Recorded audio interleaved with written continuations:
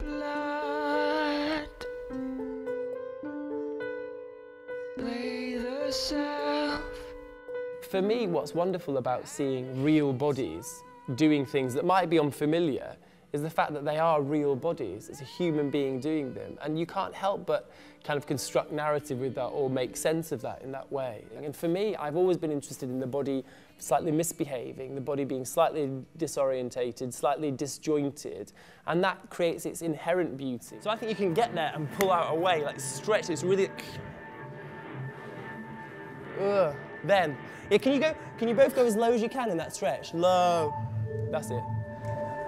He may start working on something, and then you have that idea, and then he starts working on another structure, and you have that idea, and then you think that it may follow that order, but then he completely flips it and reverses it, and you're like, oh, okay, you have to think really quick, so it's nice. It's like going for a little ride.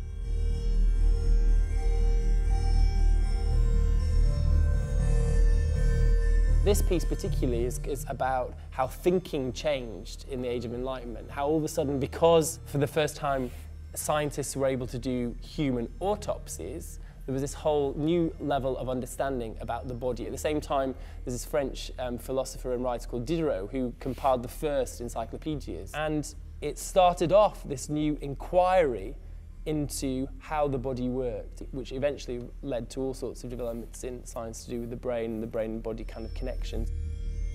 I've got quite a detailed range of collaborators, very exciting collaborators for this piece. We've got Random International, who are these amazing design collective, and now we're working on a very big kind of light object, which is a beautiful kind of large-scale light source.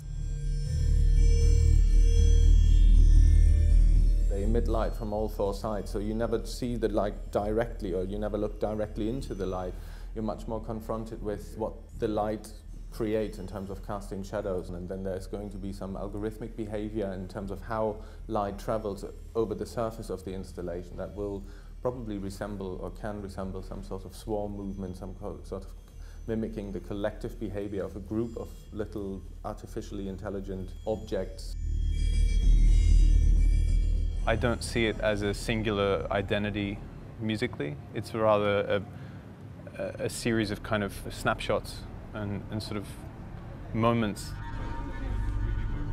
There is this, the sacred and the profane. There's an animal violence, a sort of the malevolence of the natural world, And I think that those two things in my music can perfectly exist in harmony with each other.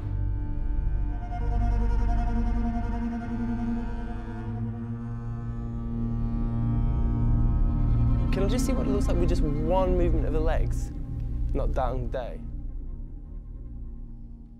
I use the dancers almost as objects to think with, and I stand outside and look at them as architectural objects and work with them in that way. How is it that I can work with them to elicit material from them? How can I push them more in this direction or more in that direction?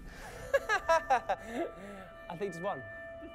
We've been working with these cognitive scientists now with all of that information that they have known from that period of Age of Enlightenment to now about how the brain works to challenge how we work creatively with thinking about moving, with building images in our mind. How can we resource the dancers and myself to build richer images in our heads, acoustic images, visual images, kinesthetic images, that gives us new information to be able to make dances.